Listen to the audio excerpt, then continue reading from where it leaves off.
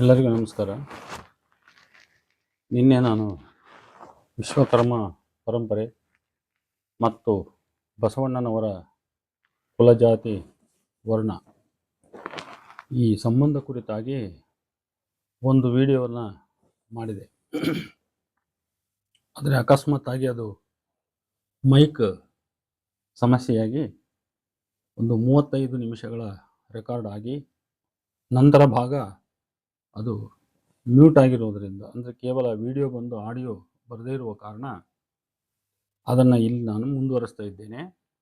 ಅದು ನಿನ್ನೆ ಎಲ್ಲಿಗೆ ನಿಂತಿತ್ತು ಅಂದರೆ, ಬಳ್ಳಾರಿ ಜಿಲ್ಲೆ ಹರಪನಹಳ್ಳಿ ತಾಲೂಕು ದುಗ್ಗಾವತಿ, ಕ್ರಿಸ್ತಶಕ 1126 ಚಾಳುಕ್ಯ ತ್ರಿಭುವನ ಮಲ್ಲ ಈ ಶಾಸನದ ವಿವರಕ್ಕೆ ನಿಂತಿತ್ತು. ಇಲ್ಲಿಂದ ನಾನು ಪ್ರಾರಂಭ ಮಾಡ್ತಾ ಇದ್ದೇನೆ. ಸ್ವಸ್ತಿ ಯಮನಿಯಮ ಸ್ವಾಧ್ಯಾಯ ಅಂತೇಳಿ ಕಾಳಾಮುಖ ಗುರು ಪರಂಪರೆಯ ವರ್ಣನೆಯ ರೀತಿಯ ಕೆಲವು ಅಭಿವ್ಯಕ್ತಿಗಳಲ್ಲಿ ಬಂದು ಮುಂದೆ ಬ್ರಹ್ಮವಂಶೋದ್ಭವಂ ವಾಜಿಕುಲಾಂಬರ ರಾಜನು ಚಲದಂಕ ರಾಮನು ಶ್ರೀಮನ್ನಾಳ್ ಪ್ರಭು ದುಗ್ಗತಿಯೂರುಡೆಯ ಬ್ರಹ್ಮದೇವಯ್ಯ ನಾಯಕರು ಅಂತ ಬರ್ತದೆ ನೋಡಿ. ಇಲ್ಲಿ ಗಮನಿಸಬೇಕು, ವಿಶ್ವಕರ್ಮ ಬ್ರಾಹ್ಮಣವಾದಿಗಳು ಕಶ್ಯಪ ಗೋತ್ರ ಅಂದ ತಕ್ಷಣ ಅದು ವಿಶ್ವಕರ್ಮ. ಆಮೇಲೆ ವಾಜಿಕುಲನ ಅವರು ಹೈಲೈಟ್ ಮಾಡಲ್ಲ, ಕಶ್ಯಪ ಗೋತ್ರ ಹೈಲೈಟ್ ಮಾಡ್ತಾರೆ. ಆದರೆ ಕಶ್ಯಪ ಗೋತ್ರ ವಿಶ್ವಕರ್ಮಕ್ಕೆ ಸಂಬಂಧಪಟ್ಟದ್ದಲ್ಲ. ಇದನ್ನೆಲ್ಲ ಹಿಂದಿನಿಂದ ನೋಡ್ಕೊಂತ ಬಂದಿದ್ದೀವಿ. ಈಗ ಈ ಉದಾಹರಣೆಯಲ್ಲಿ ನೋಡ್ರಿ, ಇಲ್ಲಿ ಬ್ರಹ್ಮವಂಶೋದ್ಭವ ಬ್ರಾಹ್ಮಣ, ವಾಜಿಕುಲದನು ಹೌದವನು, ಅವನು ಬ್ರಹ್ಮದೇವಯ್ಯ ನಾಯಕ ಅಂತ ಹೆಸರಿದೆ. ಅವನು ಬ್ರಹ್ಮವಂಶೋದ್ಭವ ಅನ್ನೋ ಬದಲಿ ವಿಶ್ವಕರ್ಮ ಬ್ರಾಹ್ಮಣೋದ್ಭವ ಅಂತ ಅನ್ಬೋದಿದ್ದಲ್ಲಿ, ಅಥವಾ ವಿಶ್ವಕರ್ಮೋದ್ಭವ ಅಂತನಾದ್ರೂ ಹೇಳ್ಬೋದಿತ್ತು. ಹಾಗಿಲ್ಲಿ ಬಂದಿಲ್ಲ. ಅದು ಬ್ರಹ್ಮವಂಶೋದ್ಭವಂ ವಾಜಿಕುಲಾಂಬರ ರಾಜನು ಚಲದಂಕ ರಾಮನು ಶ್ರೀಮನ್ನಾಳ್ ಪ್ರಭು ದುಗ್ಗತಿಯೂರುಡೆಯ ಬ್ರಹ್ಮದೇವಯ ನಾಯಕರು ಅಂತ ಇದೆ. ಆಮೇಲೆ ವಿಶ್ವಕರ್ಮರ ನಾಮಗಳಿಗೆ ಇರ್ತಕ್ಕಂಥ ಈ ಕೊನೆಯ ಒಂದು ವಿಶೇಷಣ ಏನ್ ಬರ್ತದಲ್ಲ, ಓಜ ಅಥವಾ ಆಚಾರ್ಯ, ಈ ತರದ ಯಾವ ಪದ ಇಲ್ಲ. ಬ್ರಹ್ಮದೇವಯ್ಯ ಅಂತ ಇದೆ, ಬ್ರಹ್ಮೋಜ ಅಂತ ಇಲ್ಲ, ಅಥವಾ ಬ್ರಹ್ಮದೇವೋಜ ಅಂತ ಇಲ್ಲ, ಅಥವಾ ಬ್ರಹ್ಮದೇವಾಚಾರಿ ಅಥವಾ ಚಾರ್ಯ ಅಂತಾನೂ ಇಲ್ಲ ಇಲ್ಲಿ. ಹೀಗೆ ನೂರಾರು ಉದಾಹರಣೆ ಸಿಗುತ್ತವೆ. ಕುರುಗೋಡು ಕ್ರಿಸ್ತಶಕ 1173 ಶ್ರೀಮನ್ ಮಹಾಪ್ರಧಾನ ಬೇಚಿರಾಜನನ್ನ ಶಿವೈಕ ಭಾವಂ ಕಾಶ್ಯಪ ಗೋತ್ರ ಪವಿತ್ರಂ ಆಚರಸನ ಪುತ್ರಂ ಎಂದು ಮುಂತಾಗಿ ಬಣ್ಣಿಸಿದೆ. ಹೊಸಪೇಟೆ ಮಲಪನಗುಡಿ 1412 ಶಾಸನದಲ್ಲಿ ಯಜುಶಾಖೆಯ ಕಾಶ್ಯಪ ಗೋತ್ರದ ಅಲ್ಲಾಳ ಭಟ್ಟರ ಮಕ್ಕಳ ಮತ್ತು ಯಜುಶಾಖೆಯ ಭಾರದ್ವಜ ಗೋತ್ರದ ಶ್ರೀಧರ ಭಟ್ಟರ ಮಕ್ಕಳು ವಿರುಪಣ್ಣಗಳ ಮತ್ತು ರುಕುಶಾಖೆಯ ಭಾರದ್ವಜ ಗೋತ್ರದ ನರಹರಿ ಭಟ್ಟರ ವರ್ಣನೆಯುಂಟು. ಅಂದರೆ ಕಾಶ್ಯಪ ಗೋತ್ರದಲ್ಲಿ ಅನೇಕ ಈ ವೇದ ಶಾಖೆಗಳಿಗೆ ಅನುಗುಣವಾದಂಥ ಜನಕುಲಗಳು ಬ್ರಾಹ್ಮಣರಲ್ಲಿ ಇರೋದು ನಾವು ಕಾಣ್ತಿದ್ದೇವೆ. ಆದ್ರಿಂದ ಇಲ್ಲಿ ನೋಡಿ, ಯಜುಶಾಖೆಯ ಕಾಶ್ಯಪ ಗೋತ್ರದ ಅಲ್ಲಾಳ ಭಟ್ಟ ಇವನು, ಅವ್ರ ಮಕ್ಕಳ ಯಜುಶಾಖೆಯ ಭಾರದ್ವಜ ಗೋತ್ರ ಅಂತ ಅವ್ರದ್ದು ನೋಡಿ, ಅಲ್ಲಿ ಮಕ್ಕಳ ಗೋತ್ರ ಚೇಂಜ್ ಆಯ್ತದ. ಆಮೇಲೆ ವಿರುಪಣ್ಣ ಮತ್ತು ರುಕುಶಾಖೆಯ ಭಾರದ್ವಜ ಗೋತ್ರದ ನರಹರಿ ಭಟ್ಟರ ವರ್ಣನೆ ಈ ತರ ಬಂದಿದೆ ಅಲ್ಲಿ. ಆಮೇಲೆ ಹಂಪದೇವನಹಳ್ಳಿಯ 1511 ಶಾಸನದಲ್ಲಿ ಹಲವಾರು ಗೋತ್ರದ ಬ್ರಾಹ್ಮಣರ ವರ್ಣನೆ ಇದ್ದು, ಕಾಶ್ಯಪ ಗೋತ್ರದ ರುಕುಶಾಖೆ ಮತ್ತು ಯಜುಶಾಖೆಯ ಬ್ರಾಹ್ಮಣರುಗಳ ಹೆಸರುಗಳಿವೆ. ಈ ವಿಶ್ವಕರ್ಮ ಬ್ರಾಹ್ಮಣವಾದಿಗಳು ಬರೀ ಬಳ್ಳಾರಿ ಜಿಲ್ಲೆಯ ಶಾಸನ ಸಂಪುಟ ಮಾತ್ರ ನೋಡಿದ್ರೆ ಸಾಕು, ಬೇರೆ 20-50 ಸಂಪುಟಗಳು ನೋಡೋ ಅವಶ್ಯಕತೆ ಇಲ್ಲ. ಕೆಲವೇ ಸಂಪುಟ, ಬೆರಳೆಣಿಕೆ ಸಂಪುಟ ನೋಡಿದ್ರೆ ಸಾಕು, ಅವರಲ್ಲಿರ್ತಕ್ಕಂಥ ತಪ್ಪು ತಿಳುವಳಿಕೆ ಹೋಗ್ಬೋದು ಅಂತ ನಾನು ಅನ್ಕೊಂಡಿದ್ದೀನಿ. ಆಮೇಲೆ ಎಪಿಗ್ರಾಫಿಯ ಕರ್ನಾಟಕ 7 ಕಸಲಗೆರೆ ಶಾಸನ ಕ್ರಿಸ್ತಶಕ 12ನೇ ಶತಮಾನದ್ದು. ಸ್ವಸ್ತಿ ರೂವಾರಿ ಮಾಚೋಜ ಕಲುಕಣಿನಾಡ ಆಚಾರ್ಯ ಕಲಿಯುಗ ವಿಶ್ವಕರ್ಮ ಎಂಬ ಸಾಲಿದೆ ಇಲ್ಲಿ ನೋಡಿ. ಇದು ವಿಶ್ವಕರ್ಮರ ಬಗ್ಗೆ ಇರತಕ್ಕಂಥ ವಿಶೇಷವಾದ ಶಾಸನ. ಇದನ್ನ ಉದ್ದೇಶಪೂರ್ವಕವಾಗಿ ಯಾಕೆ ತೆಗೆದೆ ಅಂದ್ರೆ, ಅವನು ಮಾಚೋಜ ಅವನ ಹೆಸರು, ಆದ್ರೆ ಅವನಿಗೆ ಮಾಚೋಜ ಕಲುಕಣಿನಾಡ ಆಚಾರ್ಯ ಅವನಿಗೆ ವಿಶೇಷವಾದ ಒಂದು ಬಿರುದನ್ನು ಕೊಟ್ಟಿದ್ದಾರೆ ಅವ್ರು. ಏನಂದ್ರೆ ಕಲಿಯುಗ ವಿಶ್ವಕರ್ಮ ಅಂತ ಬಿರುದು ಕೊಟ್ಟಿದ್ದಾರೆ ಅವರು. ಅಷ್ಟು ವಿಶೇಷವಾಗಿರ್ತಕ್ಕಂಥ ಒಬ್ಬ ನಿಪುಣನಾಗಿರ್ತಕ್ಕಂಥ ಅವನು ಕುಶಲಕರ್ಮಿ. ಇಂಥವನಿಗೆ ಅಟ್ಲೀಸ್ಟ್ ವಿಶ್ವಕರ್ಮ ಬ್ರಾಹ್ಮಣೋದ್ಭವ ಅಂತನೋ ಆಗ್ಲಿ, ಅಥವಾ ಕಾಶ್ಯಪ ಗೋತ್ರ ಅಥವಾ ಇನ್ನೊಂದು ಒಂದು ಯಾವ್ದಾದ್ರು ಗೋತ್ರ ಇದ್ರೆ ಗೋತ್ರದ ಹೆಸರನ್ನಾಗ್ಲಿ ಇಲ್ಲಿ ಹೇಳಲಿಲ್ಲ. ಅದರಿಂದ ಇಲ್ಲಿ ನೋಡಿ, ಅವನು ಓಜ ಅನ್ನೋ ಹೆಸರು ಬಹಳ ಸ್ಪಷ್ಟವಾಗಿದೆ. ಮಾಚೋಜ, ಸ್ವಸ್ತಿ ರೂವಾರಿ ಮಾಚೋಜ, ಕಲುಕಣಿನಾಡ ಆಚಾರ್ಯ ಕಲಿಯುಗ ವಿಶ್ವಕರ್ಮ. ಇಲ್ಲೇಕೆ ವಾಜಿ ವಂಶ, ಕಶ್ಯಪ ಗೋತ್ರ ಅಥವಾ ಮನುಮಾಯಾ ಶಿಲ್ಪಿ ತ್ವಷ್ಟಾರ ಇತ್ಯಾದಿ ಬರಲೇ ಇಲ್ಲಲ್ಲ. ಇನ್ನ ಲಾಲನಕೆರೆ ಕ್ರಿಸ್ತಶಕ 1087, ಬಹುಶಃ ನಾವು ಚರ್ಚೆ ಮಾಡಿರುವ ಶಾಸನಗಳಲ್ಲಿ ಇದು ಸ್ವಲ್ಪ ಪ್ರಾಚೀನವಾದಂತ ನನಗನ್ನಿಸ್ತದೆ. ಇಲ್ಲಿ ಮಹಾಪ್ರಧಾನ ಕಂಠಿಮಯ್ಯನನ್ನು ವಾಜಿ ಕುಳ ಕಲ್ಪಭೂಜಂ ಎಂದು ಮುಂತಾಗಿ ಬಣ್ಣಿಸಿದೆ. ಇನ್ನ ಎಫಿಗ್ರಾಫಿಯ 10 ಅರಸೀಕೆರೆ ಕ್ರಿಸ್ತಶಕ 1173 ಅತ್ರಿ ಗೋತ್ರದ ಹರಿಹರ ಮತ್ತು ಭಾಗಿಯಕ್ಕಗೆ ಭಂಡಾರಕ್ಕಧಿಪತಿಗಳಾದ ರೇವಣ್ಣ, ನಾಗದೇವ ಮತ್ತು ಕೇಶವಾಯನ ಹುಟ್ಟಿದರು. ಈ ಕೇಶವನನ್ನ ವರವಾಜಿ ವಂಶ ವಿಭು ಎಂದು ಬಣ್ಣಿಸಿದೆ.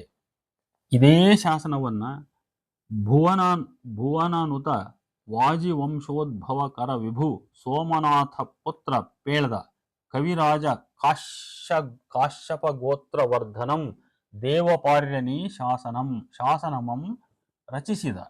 ಕೊನೆಗೆ ಬಸವರಾಜನ ಬರವಂ ಎಂದಿದೆ. ಅಂದ್ರೆ ಇಲ್ಲಿ ಆ ಕಾಶ್ಯಪ ಗೋತ್ರದ ಕವಿರಾಜ ದೇವಪಾರ್ಯ ಏನದಲ್ಲ, ಅವನು ಈ ಶಾಸನವನ್ನ ಬರೆದಂತವನು. ಆದ್ರೆ ಅದನ್ನ ಕಲ್ಲಿನಲ್ಲಿ ಮೂಡಿಸಿರತಕ್ಕಂಥವನು ಬಸವರಾಜ ಅಂತ ಇದೆ ಇಲ್ಲಿ. ಇನ್ನ ಹಿರೇಕಲ್ಲು ಬೆಟ್ಟ 1174 ವೀರಬಲ್ಲಾಳ ದೂರ ಸಮುದ್ರದಿಂದ ಆಳ್ತಾ ಇದ್ದ. ಆಗ ತತ್ಪಾದ ಪದ್ಮೋಪಜೀವಿಗಳಪ್ಪ ಅರಸೀಕೆರೆಯ ರಾಜ್ಯಾಧ್ಯಕ್ಷದ ಹೆಗ್ಗಡೆಗಳ ಸತುಕೀರ್ತಿಯಂತೆಂದೆಡೆ ಕುಲವಂ ಪೇಳ್ಪಡೆ ವಾಜಿವಂಶ ತಿಲಕಂ ಸನುಮಂತ್ರ ಮಂತ್ರಿತ್ವದೊಳು ಹಲರುಂ ಜೀಯನೆ ದೇವಮಂತ್ರಿ ಯೊದವಂ ರೇಚಣ ಮಂತ್ರಿ ಯಾರ್ಗವಧಿಕಂ ಸಾಹಿತ್ಯ ವಿದ್ಯಾಧರ ಅಂತ ಅವನ ವರ್ಣನೆ ಬರ್ತದೆ.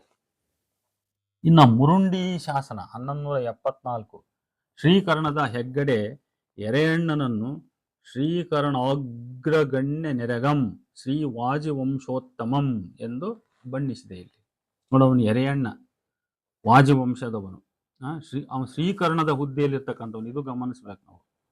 ಅಂದ್ರೆ ವಾಜಿವಂಶದವರು ಅವರು ಹೆಚ್ಚಾಗಿ ರಾಜರು, ಮಾಂಡಳಿಕರು, ಕರ್ಣಿಕರು, ಬಹಳ ಅತ್ಯಂತ ಉನ್ನತವಾದ ಆಳುವ ವರ್ಗಕ್ಕೆ ನಿಕಟವಾದ ಮತ್ತು ತಾವು ಸ್ವತಃ ಆಳುವ ವರ್ಗದ ಒಂದು ಭಾಗವಾಗಿರ್ತಕ್ಕಂಥ ಜನರೇ ಹೊರತು ಅವರು ಈ ವಿಶ್ವಕರ್ಮರಂತ ಕರಕುಶಲ ಕರ್ಮಿಗಳಲ್ಲ.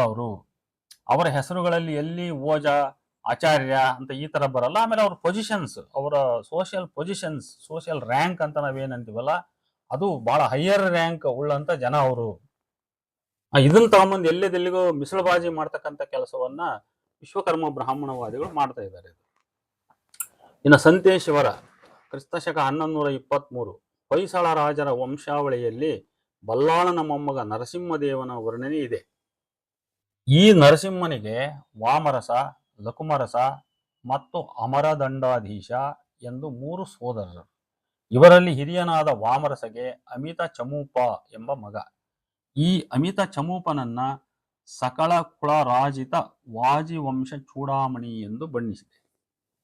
ನೋಡಿ, ಇವನು ರಾಜರ ವಂಶಾವಳಿಯಲ್ಲಿ, ಹೊಯ್ಸಳ ರಾಜರ ವಂಶಾವಳಿಯಲ್ಲಿ ಬಲ್ಲಾಳನ ಮೊಮ್ಮಗ ನರಸಿಂಹದೇವನ ವರ್ಣನೆ. ಈ ನರಸಿಂಹನಿಗೆ ಅಂದ್ರೆ ರಾಜವಂಶ ಇದು, ವಾಮರಸ, ಲಕುಮರಸ, ಅಮರದಂಡಾಧೀಶ ಎಂದು 3 ಸೋದರರು. ನೋಡಿ, ಇವರನ್ನ ಸಕಲ ಕುಳ ರಾಜಿತ ವಾಜಿವಂಶ ಚೂಡಾಮಣಿ ಎಂದಿದೆ.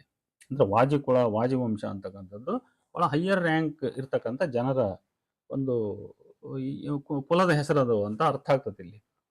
ಇನ್ನ ಕೆರೆ ಸಂತೆ ಕ್ರಿಸ್ತಶಕ 1223 ಈ ಶಾಸನವನ್ನ ವಾಜಿವಂಶದ ಕಾಶ್ಯಪ ಗೋತ್ರದ ಹರಿಹರ ಮತ್ತು ಮಹಾದೇವಿ ಇವರ ಪುತ್ರ ನಾಗದೇವನು ರಚಿಸಿದ. ಕೆತ್ತಿದ ಶಿಲ್ಪಿ ಅಂತ ಅಲ್ಲ, ಇದು ರಚಿಸಿದ. ಅವನು ನಾಗದೇವನು ರಚಿಸಿದ. ನೋಡ, ವಾಜಿವಂಶ ಕಾಶ್ಯಪ ಗೋತ್ರ ಎರಡೂ ಬಂದ್ವು ಇಲ್ಲಿ. ವಾಜಿವಂಶದ ಕಾಶ್ಯಪ ಗೋತ್ರದ ಹರಿಹರ ಮತ್ತು ಮಹಾದೇವಿ ಇವರ ಪುತ್ರ. ಅವನು ವಿಶ್ವಕರ್ಮ ಕುಲಕ್ಕೆ ಸಂಬಂಧಪಟ್ಟವನಾಗಿದ್ರೆ ನಾಗೋಜ ಅಂತನಾರು ಬರ್ಬೋದಿತ್ತು, ಕೊನೆ ಪಕ್ಷ ನಾಗಾಚಾರ್ಯ ಅಂತನಾದ್ರೂ ಬರ್ಬೋದಿತ್ತು. ನಾಗಾಚಾರ್ಯ ಅಲ್ಲ, ನಾಗೋಜ ಅಲ್ಲ, ಅವನು ನಾಗದೇವ ಅಂತ ಬಂದಿಲ್ಲ. ಇನ್ನ ಸಮತಳ ಕ್ರಿಸ್ತಶಕ 1158 ಹೊಯ್ಸಳ ದೊರೆ ನರಸಿಂಹನ ಮಹಾಪ್ರಧಾನ ಸರ್ವಾಧಿಕಾರಿ ಹೆಗ್ಗಡೆ ಚಂದಿರಯ್ಯನು ವಾಜಕುಲ ಸರೋವರ ರಾಜಹಂಸನು ಅಂತ ಅವನನ್ನು ಬಣ್ಣಿಸಲಾಗಿದೆ. ಮಚ್ಚೇರಿ ತಾಮ್ರ ಶಾಸನ 1409 ರುಕ್ಕಾಶ್ಯಪ ಪಂಡರಿ ಭಟ್ಟಜ ವಿಷ್ಣು ಭಟ್ಟ ಸೈಕಾವೃತ್ತಿ ಅಂತ ಹೇಳಿ ಇದೆ. ಇಲ್ಲಿ ರುಕ್ಕಾಶ್ಯಪ ಅಂದ್ರೆ ರುಕು ಶಾಖೆ ಅಂದ್ರೆ ಋಗ್ವೇದ ಶಾಖೆ, ಕಾಶ್ಯಪ ಗೋತ್ರ, ಪಂಡರಿ ಭಟ್ಟ ಅವನ ಹೆಸರು. ಅದನ್ನ ರುಕ್ಕಾಶ್ಯಪ ಸಂಸ್ಕೃತ ಶಾಸನ ಅದು ಆ ಥರ ಬಂದಿದೆ ಅದು. ಇನ್ನು ಹಿರಿಯಂಗಳ ಕಡೂರು ತಾಲೂಕು ಕ್ರಿಸ್ತಶಕ 1813 ಬಹಳ ಇತ್ತೀಚಿನ 19ನೇ ಶತಮಾನದ್ದು. ಯಜುರ್ವೇದ ಪೂರ್ವಕನಾದ ಶ್ರೀ ಪಂಚರಾತ್ರಾಗಮ ವಿದ್ಯುಕ್ತದ ಕಾಶ್ಯಪ ಗೋತ್ರದ ಅರ್ಚಕ ನಂಬಿರ ಲಕ್ಷ್ಮೀಪತಿ ಆಚಾರ್ಯರಿಗೆ ಅಂತ ಇದೆ ನೋಡಿ. ಇಲ್ಲಿ ಯಜುರ್ವೇದ ಪೂರ್ವಕನಾದ ಶ್ರೀ ಪಂಚರಾತ್ರಾಗಮ ವಿದ್ಯುಕ್ತದ ಕಾಶ್ಯಪ ಗೋತ್ರದ ಅರ್ಚಕ ನಂಬಿರ ಲಕ್ಷ್ಮೀಪತಿ ಆಚಾರ್ಯ. ಆಗಮ ಪಂಚರಾತ್ರಾಗಮದವರು ಇವರು. ನಮ್ಮ ಸಿದ್ದರಾಮ ಪಟ್ಟಣ ಶೆಟ್ಟಿಯವರು ಆಗಮಗಳನ್ನು ಅಭಿವೃದ್ಧಿಪಡಿಸಿದವರೇ ವಿಶ್ವಕರ್ಮರು ಅಂತ ಅವ್ರು ಹೇಳ್ತಾರೆ. ವಿಶ್ವಕರ್ಮರ ವರ್ಣನೆಯಲ್ಲಿ ಎಲ್ಲರೂ ಒಂದು ಆಗಮದ ವಿಚಾರಗಳು ಪ್ರಸ್ತಾಪನೆ ಇಲ್ಲ ಅಲ್ಲಿ. ಇವರು ಆಗಮಿಕರು ಅಂತ ಅಥವಾ ಪುರಾಣಿಕರು ಅಂತ ಈ ತರ ಏನು ಇಲ್ಲ. ಇವ್ರು ಸುಮ್ಮನೆ ಏನೇನೋ ಇತಿಹಾಸ ಇಲ್ಲದವನ್ನು ಕಲ್ಪನೆ ಮಾಡಿ ಅದನ್ನ ಸೇರಿಸ್ತಾ ಇದ್ದಾರೆ. ಹೀಗೆ ನೂರಾರು ಲೇಖಗಳು ಸಿಗುತ್ತವೆ. ಇಲ್ಲಿ ಎಲ್ಲಿಯೂ ವಿಶ್ವಕರ್ಮ ಬ್ರಾಹ್ಮಣ ಅನ್ನೋ ಪದ ನಮಗೆ ಕಣ್ಣಿಗೆ ಬೀಳಲ್ಲ. ಇದನ್ನ ವೃಥಾ ವಿಸ್ತರಿಸ್ತಕ್ಕಂಥದ್ದು ಅನವಶ್ಯ. ವಿಶ್ವಕರ್ಮರು ಬ್ರಾಹ್ಮಣರಲ್ಲ, ಕಮ್ಮೇ ಕುಲದವರು ನಿಸ್ಸಂದೇಹವಾಗಿ ಬ್ರಾಹ್ಮಣರು. ಅವರಲ್ಲಿ ಗೋತ್ರ ವ್ಯವಸ್ಥೆ ಇದೆ. ವಾಜಿಕುಲ ಎಂದು ಬಣ್ಣಿಸಲ್ಪಟ್ಟವರು ಮುಖ್ಯವಾಗಿ ಆಳುವ ವರ್ಗದ ಮತ್ತು ಪುರೋಹಿತಶಾಹಿ ವೈದಿಕರು ಮತ್ತು ಕೆಲವೊಮ್ಮೆ ಕ್ಷತ್ರಿಯರು, ಜಿನಬ್ರಾಹ್ಮಣರು ಕೂಡ ಈ ವಾಜಿಕುಲದಲ್ಲಿ ಕಾಣುವ ಸಂಭವವಿದೆ. ವಾಜ ಎಂದರೆ ಕಲಾಕಾರ, ವಾಜರ ಮನೆ ಎಂದರೆ ಶಿಲ್ಪಶಾಲೆ ಎಂಬ ಅರ್ಥವಿದೆ. ಆದರೆ ಈ ವಾಜ ಪದಕ್ಕೂ ವಾಜಿ ಪದಕ್ಕೂ ಸಂಬಂಧವಿಲ್ಲ. ಕೆಲವರು ಧ್ವನಿ ಸಾಮ್ಯತೆಯನ್ನೇ ಬಳಸ್ಕೊಂಡು ವಾಜಿ ಅಂದ್ರೆ ಈ ವಾಜ ಅಂತ ಹೇಳಿ ಹಿಂಗ ಅದನ್ನು ವಿಶ್ವಕರ್ಮಕ್ಕೆ ಗಂಟು, ಯಾಕಂದ್ರೆ ಅಲ್ಲಿ ಶಿಲ್ಪಶಾಲೆ ಅನ್ನೋ ಅರ್ಥ ಇದೆ ನೋಡಿ, ಅದನ್ನು ವಿಶ್ವಕರ್ಮಕ್ಕೆ ಗಂಟು ಹಾಕುವ ಚಾಣಾಕ್ಷತನವನ್ನ ಉಪಯೋಗಿಸ್ತಕ್ಕಂಥದ್ದು ಉಂಟು. ಆದ್ರೆ ಆ ವಾಜ ಪದಕ್ಕೂ ವಾಜಿಗೂ ಸಂಬಂಧವಿಲ್ಲ. ವಾಜಿ ಅಂದ್ರೆ ಕುದುರೆ, ಬಲವಂತ, ಹಕ್ಕಿ, ಬಾಣ, ಅಸ್ಥಿ ಎಂಬಿತ್ಯಾದಿ ಅರ್ಥಗಳಿವೆ. ಇಲ್ಲಿ ನನಗನ್ನಿಸುವಂತೆ ವಾಜಿ ಕುಲಜರು ಬ್ರಾಹ್ಮಣರಾಗಿ ಪರಿವರ್ತನೆಗೊಂಡಂತ ಕ್ಷತ್ರಿಯರಿರ್ಬೇಕು. ಅವರು ಅಂದ್ರೆ ಮೂಲತಃ ಅವರು ಕ್ಷತ್ರಿಯರಾಗಿ ಅವರ ಒಂದು ಟೊಟೆಮ್ ಕುದುರೆ ಅಥವಾ ಬಾಣ ಇರಬಹುದು. ಕುಲಲಾಂಛನ ಅಂತ ಕರಿತೀವಿ ನಾವು ಅದನ್ನು. ಟೊಟೆಮ್ ಅಂತಂದ್ರೆ ಆ ಕ್ಷತ್ರಿಯರೊಳಗ ಇವರು ಒಂದು ಗುಂಪಿನವರು. ಕುದುರೆಯನ್ನ ಅಥವಾ ಬಾಣವನ್ನ ತಮ್ಮ ಕುಲಲಾಂಛನವನ್ನಾಗಿ ಮಾಡಿಕೊಂಡಂತ ಒಂದು ಜನ. ಅವರು ತಮ್ಮನ್ನ ಅವರು ವಾಜಿ ಕುಲದವರು, ವಾಜಿ ವಂಶದವರು ಅಂತ ಅವ್ರು ಗುರುತಿಸ್ಕೊಂಡಿದ್ದಾರೆ. ಅವರು ಬ್ರಾಹ್ಮಣರಾಗಿ ಕನ್ವರ್ಟ್ ಆದ್ಮೇಲೂ ಕೂಡ, ಯಾಕಂದ್ರೆ ಒಂದು ಕಾಲದಲ್ಲಿ ವರ್ಣಗಳು ಅಳ್ಳಳ್ಳಾಗಿದ್ವು, ಅಂದ್ರೆ ಅಸ್ಥಿರಗೊಂಡಿದ್ವು, ಅವು ಸ್ಥಿರವಾಗಿರಲಿಲ್ಲ. ಅಸ್ಥಿರಗೊಂಡಂಥ ಕಾಲದಲ್ಲಿ, ವರ್ಣಗಳು ಅಸ್ಥಿರಗೊಂಡಂಥ ಕಾಲದಲ್ಲಿ ಬ್ರಾಹ್ಮಣ ಕ್ಷತ್ರಿಯ ಆಗ್ಬೋದಿತ್ತು, ಕ್ಷತ್ರಿಯ ಬ್ರಾಹ್ಮಣ ಆಗ್ಬೋದಿತ್ತು. ಅಂತ ಒಂದು ಕಾಲದಲ್ಲಿ ಮೂಲತಃ ಕ್ಷತ್ರಿಯರಾಗಿರತಕ್ಕಂಥ ಈ ಜನ ಆರ್ಯವರ್ಗ ಅವರು ಬ್ರಾಹ್ಮಣರಾಗಿ ಪರಿವರ್ತನೆಗೊಂಡಿದ್ದಾರೆ. ಆದ್ರೆ ಅವರ ಕುಲದ ಹೆಸರು ಮಾತ್ರ ಅದು ಹಾಗೆ ಮುಂದುವರೆದಿದೆ ಅಂತ ಇದು ನನಗನ್ನಿಸ್ತಕ್ಕಂಥದ್ದು. ಅದರಿಂದ ಈ ಕಾರಣದಿಂದ ಅವರು ತಮ್ಮನ್ನು ವಾಜಿಕುಲ ಅಂತ ಕರ್ಕೊಂಡಿದ್ದಾರೆ. ಈ ಬಗ್ಗೆ ಒಂದು ಒಳ್ಳೆ ಅಧ್ಯಯನ ಸಂಶೋಧನೆ ಆಗಬೇಕು. ಇದೊಂದು ಊಹೆ ಅಂತ ನಾನು ಮಾಡ್ತಿದ್ದೀನಿ. ಆಮೇಲೆ ಚಾರಿತ್ರಿಕ ಕಾಲಘಟ್ಟಗಳಲ್ಲಿ ಅವರು ರಾಜರು, ಮಾಂಡಳಿಕರು, ಊರಿನ ಮುಖ್ಯಸ್ಥರು, ಪುರೋಹಿತರು ಆಗಿರುವ ಸಾಧ್ಯತೆಯೇ ಹೆಚ್ಚು. ಅವರು ಬಡಗಿ, ಅಕಸಾಲಿ, ಕಮ್ಮಾರ ಮುಂತಾದ ವಿಶ್ವಕರ್ಮರ ವೃತ್ತಿ ಎಂಬುದನ್ನು ಶಾಸನದ ಯಾವ ಒಂದು ಸಿಂಗಲ್ ಉದಾಹರಣೆಯು ಕೂಡ ಹೇಳಲ್ಲ. ಮೇಲಿನ ಎಲ್ಲ ಉದಾಹರಣೆಗಳು ಸಹ ವಾಜಿಕುಲದವರು, ಕಾಶ್ಯಪವೂ ಸೇರಿದಂತೆ ವಿಭಿನ್ನ ಗೋತ್ರಜರಿದ್ದು ಅವರು ಮುಖ್ಯವಾಗಿ ಆಳುವ ಮತ್ತು ಪುರೋಹಿತ ವರ್ಗ ಆಗಿದ್ದಾರೆ, ಕರಕುಶಲ ಕರ್ಮಿಗಳಲ್ಲವೇ ಅಲ್ಲ. ಈ ಹಿನ್ನೆಲೆಯಲ್ಲಿ ಬಸವಣ್ಣನ ವಂಶಜರು ಕಮ್ಮೇ ಬ್ರಾಹ್ಮಣರಿದ್ದು ಅವರಲ್ಲಿಯೂ ವಾಜಿ ಕುಲದವರಿದ್ದರೆ ಎಂಬುದಕ್ಕೆ ನನಗೆ ಸದ್ಯ ಶಾಸನಾಧಾರಗಳು ಸಿಕ್ಕಿಲ್ಲ. ಕಮ್ಮೇ ಕುಲದಲ್ಲಿ ವಾಜಿ ವಂಶದವರಿದ್ರ ಅಂತ ನನಗೆ ಶಾಸನಾಧಾರಗಳು ಸದ್ಯಕ್ಕೆ ಸಿಕ್ಕಿಲ್ಲ. ಆದರೆ ಬಸವಣ್ಣನ ಮನೆತನದವರು ಕರಕುಶಲ ಕರ್ಮಿಗಳಾಗಿರದೆ ಅಧಿಕಾರಿ, ಕರ್ಣಿಗಳು, ಭಂಡಾರಿಗಳು ಆಗಿರುವುದು ಸ್ಪಷ್ಟವೇ ಇದೆ. ಇದನ್ನೇನು ಹುಡುಕಿ ಹೇಳಬೇಕಾಗಿಲ್ಲ. ಯಾಕಂದ್ರೆ ಸ್ವತಃ ಬಸವಣ್ಣನ ತಂದೆ ಮಾದಿರಾಜ ಒಬ್ಬ ಊರಿನ ಮುಖಂಡ. ಅದೇ ರೀತಿ ಬಸವಣ್ಣನ ಇನ್ನೊಬ್ಬ ಯಾರೋ ಕಲಿದೇವ 1260 ಅರ್ಜುನಗೌಡ ಶಾಸನದಲ್ಲಿ ಬರ್ತಕ್ಕಂಥವನು, ಅವನು ಒಬ್ಬ ಅಧಿಕಾರಿ ಅಂತ ಹೇಳ್ತಾರೆ. ಆಮೇಲೆ ಬಸವಣ್ಣನ ಸೋದರ ಮಾವ ಬಲರಾಮ ಯಾರೇ ಇರ್ಬೇಕು, ಆತ ವಿದ್ಯಾನಾಸ್ಥಾನದಲ್ಲಿ ಒಂದು ಸ್ಥಾನದಲ್ಲಿದ್ದ, ಆತನೇ ಬಸವಣ್ಣನನ್ನ ಕರ್ಣಿಕನ ಸ್ಥಾನಕ್ಕೆ ಕರ್ಕೊಂಡು ಸೇರಿಸ್ದ ಅನ್ನುವಂಥದ್ದು ಒಂದು ಇತಿಹಾಸ ಇದೆ. ಹಾಗಾಗಿ ಒಟ್ಟಾರೆ ಬಸವಣ್ಣನ ಕುಟುಂಬದವರು, ಅವರ ತಾಯಿಯ ಕಡೆಯವರು ಇರಲಿ ಅಥವಾ ಅವರ ತಂದೆಯ ಕಡೆಯವರು ಇರಲಿ, ಅವರು ಒಂದು ಉನ್ನತವಾದ ಸಾಮಾಜಿಕ ಸ್ಥಾನಮಾನವುಳ್ಳಂತ ಅಧಿಕಾರಿ, ಭಂಡಾರಿ, ಕರ್ಣಿಕ ಆ ತರದ ಹುದ್ದೆಯಲ್ಲಿರ್ತಕ್ಕಂಥ ಒಂದು ಜನ, ಅಂತ ಮನೆತನದಿಂದ ಬಂದಂತವನು ಬಸವಣ್ಣ. ಆದ್ರಿಂದ ಅವನು ಕರಕುಶಲ ಕರ್ಮಿಗಳಾಗಿಲ್ಲ. ಬಸವಣ್ಣನ ಈ ವರ್ಗ ಹಿನ್ನೆಲೆ ವಾಜಿ ಕುಲಕ್ಕೆ ಸರಿ ಹೊಂದುತ್ತದೆ ಹೊರತು ಕರಕುಶಲ ಕರ್ಮಿಗಳಿಗೆ ಅದು ಸರಿ ಹೊಂದುವುದಿಲ್ಲ. ಕರಕುಶಲ ಕರ್ಮಿ ವರ್ಗದ ವಿಶ್ವಕರ್ಮರು ಆಡಳಿತಾಧಿಕಾರಿಗಳು, ರಾಜಮಾಂಡಳಿಕರು, ಪುರೋಹಿತರಾಗಿಯೂ ವೈದಿಕರೊಂದಿಗೆ ಗುರುತಿಸಿಕೊಂಡವರು ಅಲ್ಲವೇ ಅಲ್ಲ. ಇದು ಬಹಳ ಸ್ಪಷ್ಟವಾಗಿ ನಮಗೆ ಶಾಸನಗಳಲ್ಲಿ ಕಾಣುತ್ತದೆ. ಅವರು ಎಲ್ಲೂ ಆಡಳಿತದೊಂದಿಗೆ, ರಾಜರೊಂದಿಗೆ, ಮಾಂಡಳಿಕರೊಂದಿಗೆ ಗುರುತಿಸಿಕೊಂಡವರಲ್ಲ, ಅಂಥ ಸ್ಥಾನ ಅನುಭವಿಸಿದವರಲ್ಲ. ಆಮೇಲೆ ವೈದಿಕರೊಂದಿಗೆ ಅತಿಯಾದ ಸಖ್ಯವನ್ನು ಇಟ್ಟುಕೊಂಡು ಪುರೋಹಿತಶಾಹಿಯ ವ್ಯವಸ್ಥೆಯಲ್ಲೂ ಕೂಡ ಅವರೆಲ್ಲೂ ಕಾಣಲ್ಲ. ಆ ಪುರೋಹಿತಶಾಹಿಯ ವ್ಯವಸ್ಥೆಯಲ್ಲಿ ಏನು ಬ್ರಾಹ್ಮಣರ ಗೋತ್ರ, ಸೂತ್ರ, ಸಂಘಟನೆ ಇತ್ಯಾದಿಗಳು ಬರ್ತವೆ, ಅದು ಅವರ ಸಪ್ತಾರ್ಷೇಯರ ಇದು. ಆ ಕಾಶ್ಯಪ ಗೋತ್ರ ಸಪ್ತಾರ್ಷೇಯದಲ್ಲಿ ಬರ್ತಾನೆ, ಪಂಚಾರ್ಷೇಯದಲ್ಲಿ ಇವನು ಯಾರು ಕಾಶ್ಯಪನ ವಿಚಾರದಲ್ಲಿ ಬರಲ್ಲ. ಅಲ್ಲಿ ಈ ಸಂಘಟನೆಯೊಳಗೆ, ಬ್ರಾಹ್ಮಣ ಸಂಘಟನೆಯೊಳಗೆ ಇವರು ಕಾಣಲ್ಲ. ಆಮೇಲೆ ಬಸವಣ್ಣನ ಯಾವ ವಂಶ, ಈಗ ಉದಾಹರಣೆ ನಾವು ಅರ್ಜುನವಾಡ ಶಾಸನ, ಕ್ರಿಸ್ತಶಕ 1260 ಅರ್ಜುನವಾಡ ಶಾಸನ, ಅದನ್ನೇ ಇವತ್ತು ಬಸವಣ್ಣನ ಕುಟುಂಬದ ಬಗ್ಗೆ ಇರ್ತಕ್ಕಂಥ ಶಾಸನ ಅಂತ ವಿದ್ವಾಂಸರು ಪರಿಗಣಿಸಿದ್ದಾರೆ. ಆ ಶಾಸನದಲ್ಲಿ ಅವರ ಕುಟುಂಬದ ದೇವರಾಜನ ಮೊಮ್ಮಗನವರೆಗೂ, ಹಾಲಬಸವಿ ದೇವನವರೆಗೂ ಕೂಡ ಅಲ್ಲಿ ಹೆಸರು ಬಂದಿದಾವಲ್ಲ, ಅಲ್ಲಿ ಇವ್ರು ವಿಶ್ವಕರ್ಮಕ್ಕೆ ಸೇರಿದವರಾಗಿದ್ದರೆ ಅಟ್ಲೀಸ್ಟ್ ಒಬ್ಬನ ಹೆಸರಾದ್ರೆ, ಯಾರಾದ್ರೂ ಒಬ್ಬನ ಹೆಸರಾದ್ರೂ ಓಜ, ಆಚಾರ್ಯ ಅಂತ ಬಂದಿರ್ಬೇಕು. ಯಾಕೆ ಬಂದಿಲ್ಲ? ಓಜ ಅಂತ ಇಲ್ಲ, ಆಚಾರ್ಯ ಅಂತ ಇಲ್ಲ. ಅಲ್ಲಿರೋದು ದೇವರಸ, ದೇವರಾಜ, ಆಮೇಲೆ ಅವರಪ್ಪ ಮಾದರಸ ಅಥವಾ ಮಾದಿರಾಜ, ಬಸವರಸ, ಇವು ಬಸವಣ್ಣನಿಗೆ ಬಸವರಸ, ಬಸವಯ್ಯ ಈ ತರ ಹೆಸರು. ಆಮೇಲೆ ಕಲಿದೇವ, ಮುನಿಪ ಈ ತರದ ಹೆಸರುಗಳಲ್ಲಿ ಬಂದಿದ್ದಾವೆ ಹೊರತು ಅಲ್ಲಿ ಓಜ, ಆಚಾರ್ಯ ಅನ್ನುವಂಥ ಹೆಸರು ಬಂದಿಲ್ಲ. ಆದ್ರಿಂದ ಈ ಹೆಸರುಗಳು ಕೂಡ ಒಂದು ಸಂಸ್ಕೃತಿಯ ವಾಹಿನಿ. ಇವು ಒಂದು ವಂಶದಲ್ಲಿ ಅವು ಖಂಡಿತ ಅವು ಈಗ ಭಟ್ಟ, ಬ್ರಾಹ್ಮಣರಲ್ಲಿ ತ್ರಿವೇದಿ, ದ್ವಿವೇದಿ, ಋಗ್ವೇದಿ, ಯಜುರ್ವೇದಿ, ಸಾಮವೇದಿ ಹಿಂಗ್ ಬರ್ತವೆ. ಅವು ಸರ್ನೇಮ್. ಅವು ಆ ಕುಲದ ಹೆಸರುಗಳು, ಅವರ ಮನೆತನದ ಹೆಸರುಗಳು, ಅವು ಎಲ್ಲೂ ಕುಸ್ಕೊಂಡು ಹೋಗಲ್ಲ. ಆಮೇಲೆ ಅವು ಅವರ ಸಂಸ್ಕೃತಿಯ ಒಂದು ವಾಹಕವಾಗಿ ಅವರ ಮನೆತನದಲ್ಲಿ ಎಂಟುಕೊಂಡೇ ಬರ್ತವೆ. ಆದ್ರಿಂದ ಬಸವಣ್ಣ ವಿಶ್ವಕರ್ಮ ಅಂತ ಸಾಧಿಸಲಿಕ್ಕೆ ಯಾವ ಪ್ರಮಾಣಗಳು ನಮಗೆ ಇಲ್ಲ, ಅಧಿಕೃತವಾದ ಸ್ಪಷ್ಟವಾದ ಪ್ರಮಾಣಗಳು ಇಲ್ಲ. ಇಲ್ಲದೇನೆ ಇವರು ಹೌದು ಹೌದು ಹೌದು ಅಂತ ಹೇಳ್ತಾ ಜನರಲ್ಲಿ ತಲೆ ಕೆಡಿಸ್ತಾ ಹೋಗ್ತಾ ಇದಾರೆ ಅಷ್ಟೇ. ವಿಶ್ವಕರ್ಮರ ಬ್ರಾಹ್ಮಣಿಕೆ ವೇದಕಾಲೀನ ಭೂತೇತಿಹಾಸವೇ ಹೊರತು ವರ್ತಮಾನದ ಸತ್ಯವಂತೂ ಅಲ್ಲ. ನಾನು ಇದನ್ನ ಸ್ಪಷ್ಟವಾಗಿ ಕಂಡ್ಕಂಡು ಅಧ್ಯಯನ ಮಾಡಿ ಹೇಳ್ತಾ ಇದ್ದೀನಿ. ಅವರ ಒಂದು ಬ್ರಾಹ್ಮಣಿಕೆ, ಅವರೇನು ಹಿಂದೆ ಋಗ್ವೇದ ಕಾಲಕ್ಕೆ ಇಂದ್ರನ ಸಖ್ಯ ಹೊಂದಿದ್ರು, ಅವನಿಗೆ ಹೆಲ್ಪ್ ಮಾಡಿದ್ರು.